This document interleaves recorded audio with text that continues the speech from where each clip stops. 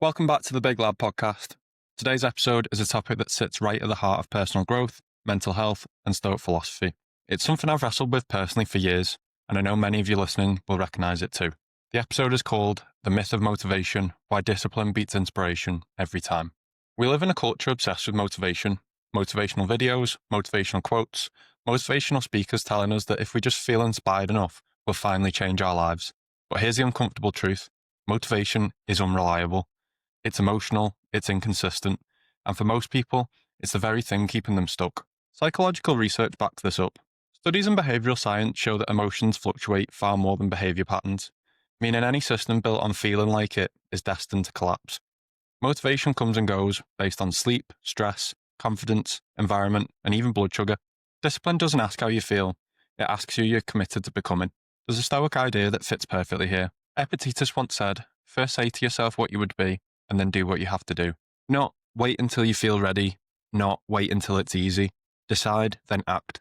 In this episode, I want to dismantle the idea that motivation is the key to progress.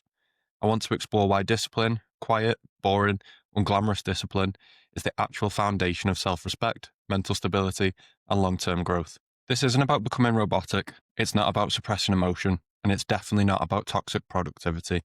It's about understanding the difference between feelings and values and learning to live by the latter. As we move through this episode, I'll talk about why motivation fails, how discipline works on a neurological level, how Stoicism reframes effort, and how discipline can actually protect your mental health rather than damage it. See, if you've ever felt stuck, waiting for a spark that never comes, if you've ever started strong and faded fast, or if you're tired of breaking promises to yourself, this episode is for you.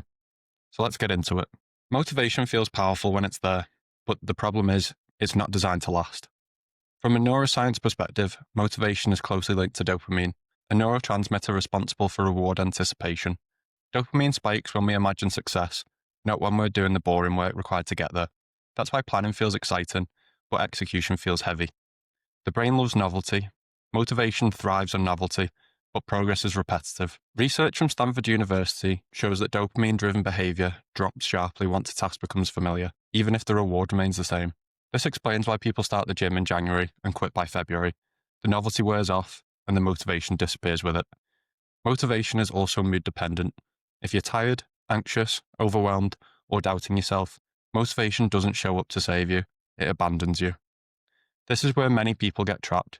They mistake motivation for readiness. They tell themselves, "I'll start when I feel better," but waiting for motivation often becomes a form of avoidance, one that feels justified because it sounds reasonable. There's also a cultural issue at play. Social media glorifies intensity, but hides consistency.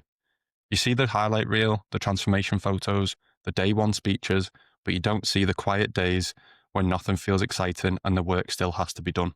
Philosopher Alain de Botton once said, "We are more afraid of being bored than we are of being miserable."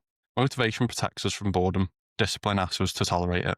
When motivation fades, people often assume something is wrong with them. They think they've lost their drive, their passion, their purpose. In reality, they've just reached the part where discipline is required. Motivation is a spark, discipline is a fire that's maintained. If your life only moves forward when you feel inspired, then your progress will always be fragile. Real growth begins when action is no longer dependent on emotion. And that's where discipline enters the conversation, not as a punishment, but as liberation. Stoicism offers a radically different view of effort. It doesn't ask how you feel, it asks what is within your control. Discipline, from a Stoic perspective, is not harshness, it's alignment. It's choosing actions that match your values, regardless of your emotional weather. Marcus Aurelius wrote, "If it is endurable, then endure it. Stop complaining." That line isn't about suppressing suffering, it's about recognizing that discomfort is not a reason to abandon what matters. Stoics believe that emotional volatility is inevitable, but behavioural consistency is a choice. You cannot command your feeling, but you can command your actions. Modern psychology echoes this. Acceptance and commitment therapy, or ACT, teaches that values-driven behaviour leads to better mental health outcomes than emotional-driven behaviour. In other words, acting in line with who you want to be creates stability, even when emotions are turbulent. Discipline becomes a form of self-leadership. It's saying, "I don't need to feel confident to act confidently. I don't need motivation to behave responsibly." There's also a misconception that discipline is cold or joyless. In reality, discipline reduces internal conflict. When your actions are predictable, your mind becomes calmer.